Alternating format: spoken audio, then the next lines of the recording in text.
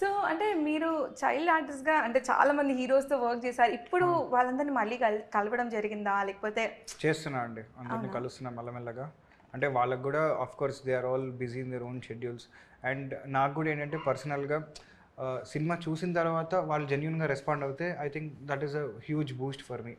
ఇప్పటి నుంచి నేను వెళ్ళి అడగడం కన్నా కూడా వాళ్ళంతటా వాళ్ళు అరే వీడు ఒకటి చేశాడు కదా చిన్నప్పుడు మనతోటి, ఇప్పుడు he has put in so much of effort, చూద్దాం అసలు ఏం చేశాడని ఒకవేళ వాళ్ళు అలా చూసి రెస్పాండ్ అయితే I think that will be great. Yeah. Okay. అంటే ఇప్పుడు మళ్ళీ సేమ్ హీరోతో వర్క్ చేయాలి అనుకుంటే who would be you wanted next multi స్టారర్‌గా చేయాలి అట్లా? వెంకటేష్ గారితో చేస్తే బాగుంటుంది. Yeah, last time and junior NTR అన్నతోటి కూడా. యా, నాకు యాక్చువల్గా జూనియర్ ఎన్టీఆర్ అన్నతోటి మంచి స్ట్రాంగ్ విలన్ చేయాలని ఉంది.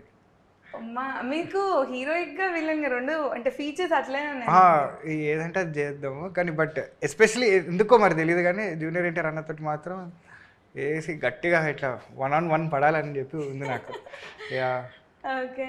సో ఎప్పుడన్నా కలిసారా ఎన్టీఆర్ గారిని? లేదు, ఈ మధ్య కాలంలో కలవలేదు, కలవాలి. ఓకే. సో అంటే మీరు అన్నారు కదా మీ మూవీస్ గురించి, నాకు సడన్గా అన్ని మూవీస్ గుర్తొస్తుంటే నాకు కలిసిందాంరా మూవీ గుర్తొస్తుంది. ప్రేమించుకుందాంరా. ఓకే, ప్రేమించుకుందాంరా మూవీ. చాలా మూవీస్ ఉన్నాయి, అందులో ఒక దాంట్లో మావయ్య అని ఒక డైలాగ్. మావయ్య ప్లీజ్ ఆ డైలాగ్ ఒకసారి మా ఆడియన్స్ కోసం ప్లీజ్ రీక్రియేట్ చేస్తారా? మావయ్య నాకు ఈ షూ కొనిస్తావా? కొనిస్తా అంటారా, నాకు ఇప్పుడే కొనిస్తావా? ఆ టైప్లో ఉంటుంది అది. యా, చేద్దాం మళ్ళీ సపరేట్గా, దానికి సపరేట్ కంటెంట్లో చేద్దాం. So cute.